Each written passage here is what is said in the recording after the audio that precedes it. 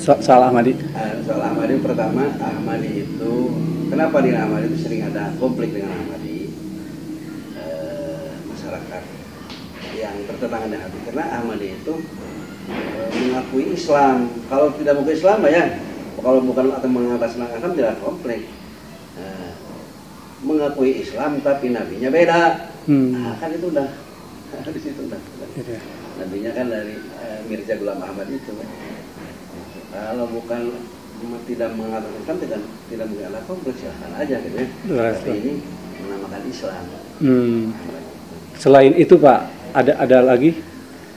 Yang kedua yang ditangani oleh MUI itu, kalau Amerika sudah ada fatwa, MUI pusat ada. Maksudnya selain ada Nabi setelah Nabi Muhammad, persoalan yang ada di Ahmadi itu apalagi Pak? Di antaranya Ahmadi itu kan hajinya umrohnya ke Lahore kan? Lahore. Pakistan, berbeda kan? Pakistan. Hajinya itu? Hajinya ke Pakistan, ke India. Kalau kitabnya Pak? Kitabnya ada, namanya kitabnya apa ya? Tazkiroh itu apa? Tazkiroh namanya. Ya, yang berkaitan dengan Parung Bogor itu Pak, katanya ada kaitan dengan Ahmadi. Kurang ini Parung, kalau yang dulu yang Ahmadi itu di Cikesik ya, Cikesik Banten itu sampai ada korban itu kan. Jadi Ahmadi itu kenapa pemerintah segera membuat SKPD, karena ketika kita ada konflik dengan Ahmadi langsung yang intervensi kan Inggris. Oh, langsung Inggris. Inggris kan. Itu permainan Inggris kan. Dulunya ketika waktu Inggris menjajah ke daerah Pakistan, di situ Pakistan itu Islamnya kuat sehingga tidak bisa dipengaruhi oleh penjajah, yang akhirnya bikinlah Mirza Ghulam Ahmad dijadikan nabi. Jadi konflik, itu ada konflik, akhirnya penjajah masuk gitu. Oh, itu sebenarnya awalnya begitu. Ya. Itu permainan Inggris sampai sekarang juga biayanya dari Inggris. Persen besar ya. Nah, untuk di Garut sendiri Pak, atau di Indonesia lah, Ahmadi ini perkembangannya seperti apa nih Pak? Kelihatannya stagnan gitu ya. Kelihatan tidak berkembang. Dulu yang ada di daerah Garut Cilawi itu kan dari Tasik asalnya. Di oleh masyarakat pindah ke daerah Garut. Gitu. Banyak ada yang keluar, malah MUI berapa kali ya? 2 kali. Ada di Pemda ada seorang mau keluar dari Ahmadi ada. Gitu. Nah, terkait dengan, saya pernah baca buku di internet tuh ada artikel banyak Pak, bahwa Ahmadi itu terbesar di Garut. Masjid pertama di Indonesia itu di Garut, di Burung Bau. Itu ada bukunya. Pengikut-pengikutnya juga dijelaskan. Terus kemudian perkembangan se-Indonesia pun ada di sekarang internet. Nah, di internet pun mereka sudah buka-bukaan kayak kegiatan di Cibatu, kegiatan di Samarang. Nah, kira-kira tindakan dari MUI ini seperti apa nih Pak? Itu jadi bukan MUI saja, itu harus penegak hukum harus, karena sudah ada SKP 3 Menteri itu sudah dijelaskan kan dalam SKP. Jadi sebetulnya menangani Ahmadi itu gampang, karena semua pihak harusnya dari mulai kejaksaan, kepolisian melaksanakan SKP 3 Menteri. Kalau ada artikel juga semacam buku, Om Adi coba lihat, buku itu menyebutkan bahwa di negara Indonesia itu dengan negara kebinekaan dan lain-lain. Ini gimana pandangannya Pak? Kalau menurut MUI? Iya betul. Ini kebinekaan ya harus, tapi istilahnya jangan ada yang mengganggu stabilitas negara gitu ya. Mengganggu stabilitas. Stabilitas ya. Ada konflik horizontal itu yang dijaga. Makanya mengantisipasi Ahmadi itu jangan sampai bergang malah benar-benar ada konflik. Kalau jumlah nih Pak, MUI ada pendataan nggak Pak, jumlah di berapa titik, di berapa orang? Mungkin di Sekum ya, di sekretaris. Ada. Pasti ada itu ya. Ada ya. Oke Pak, melangkah ke yang lain. Selain Ahmadi apa lagi Pak? Selain Ahmadi itu ada kelompok Sensen. Sensen itu kan mengatasnamakan itulah, atau yang di sekarang NII, negara Islam Indonesia. Itu yaitu mungkin karena syariatnya atau perjalanan itu bertentangan dengan Islam. Satunya Sen ada akhir-akhir ini pertama mengaku sebagai Imam Mahdi, kedua kali mengaku Nabi, sebagai Rasul, ketiga mengaku sebagai Isa Al-Masih. Tapi ada pengikutnya, gitu. Ada pengikut. Banyak tuh Pak? Ya, banyak pengakuan dia itu dari Sabang sampai Merauke pengikutnya. Ada ya. Pengakuan dia. Walau alam. Ya. Tapi mulai ditangani satu ya yang udah masuk, yang ponis 10 tahun, itu yang jadi saksi ahli dan melaporkan. Yang melaporkan langsung ke penegak hukum. Penegak hukum. Itu ada penodaan agama dan kedua ada makari itu ke negara. Ada dua persoalan. Okay. Selain Sen nih Pak, yang tadi di Semarang, yang di Cisurupan itu, yang di Cisurupan tapi aktivisnya di Pasirwangi. Oh. Itu kelompok apa itu lupa tadi siapa? Gun apa ya? Gun. Kelompok Gun itu mungkin itu dari apa ya? Dari Torikot. Torikot itu perjalanan ritual semedi gitu. Wirid lah sekurang madikir. Tapi penyimpangan di situ ada kebebasan perempuan dengan laki-laki bersatu gitu kan. Hubungan suami istri gitu. Didatangi, tapi menurut Polsek Cisurupan, karena asli orang Cisurupan. Oh, asli Cisurupan Karikil. Karikil. Jadi sekarang karena polisi udah tidak ada kegiatan. Sudah tidak ada kegiatan. Banyak di Garut itu.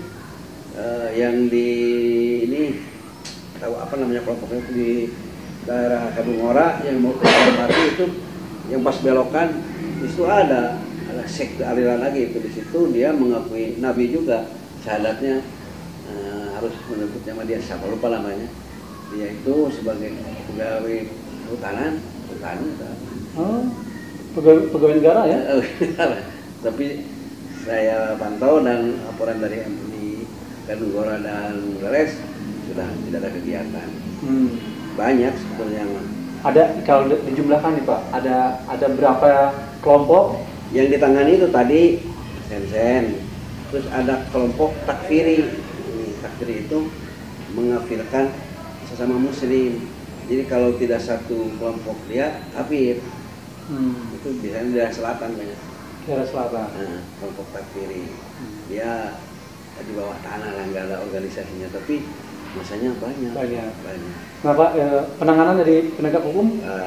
Penegak hukum hanya ketika ada ceramah yang bertentangan dengan syariat, sering ditangani. Malah ada waktu itu ada tiga penceramah sama-sama di dalam ceramahnya bahwa Nabi Muhammad, pernyataan Nabi Muhammad masuk Islamnya usia 40 tahun, sebelum 40 tahun Nabi Muhammad itu jahiliyah gitu kan. Akhirnya masyarakat tidak menerima, akhirnya MUI tangani, lalu datang ke Bungbulan, disaksikan oleh semua camat, orangnya semua ya, Musbika di situ.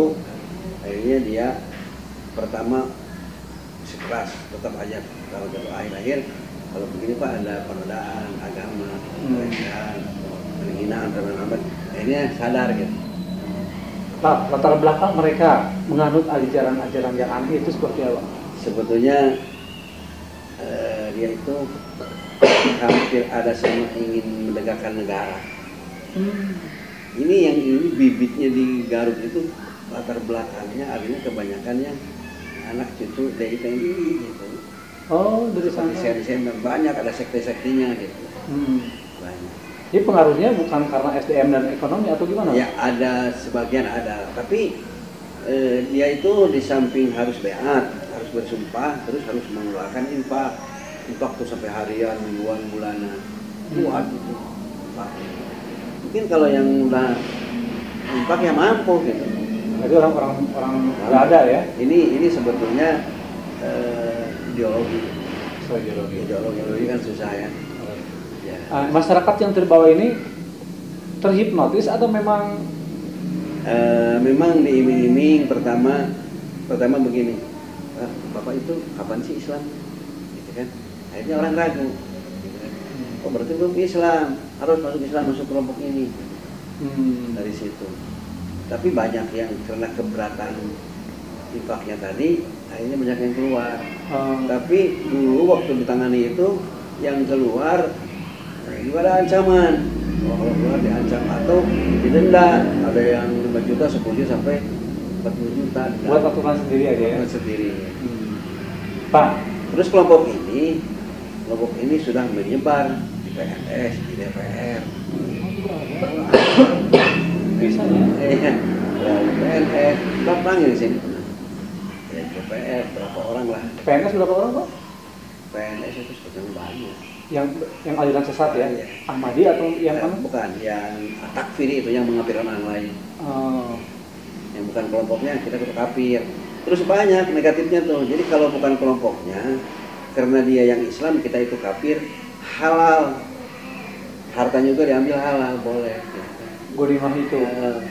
Satu itu halal diambil hartanya dan di situ ada konfliknya tuh. Tidak boleh menikah dengan yang bukan itu. Banyak kejadian di Munggulang itu, orang yang sudah datang dari Bandung, mau kawin, seserahan yang sudah lama, sudah sampai desanya, oh ini sebelum kawin harus masuk Islam dulu, dalam Islam. Akhirnya benar-benarnya orang Bandung pulang lagi, nggak jadi kawinnya, banyak itu. Banyak pokoknya.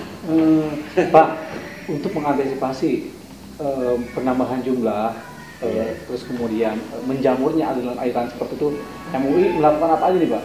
Apa? Langkah MUI itu kita itu terus berbagai cara, ada pembinaan ke desa-desa, kedua membuat selembaran yang harus dibacakan di lembah-lembah. Banyak antisipasi, malah sudah masuk ke kalangan ini kan ada identik dengan radikal ini yang ini tuh. Grup Radikal, malah udah masuk ke SMA. Kita tuh semua kepala SMA aliyah sekarang pernah di SMA 1 dikumpulkan. Terus kedua guru-guru dan kepala sekolah SMP, karena udah ada indikasi. Ini sebetulnya mau takfir itu ya, orang yang takfir yang orang lain itu yang sudah jadinya itu yang berani membunuh diri itu ke situ. Itu kan dulu bom panci yang di Bandung, yang di Jakarta itu kan orang sini, kan orang Munggulang. Itu aliran takfiri? Iya, takfiri. Tapi kan orang lain.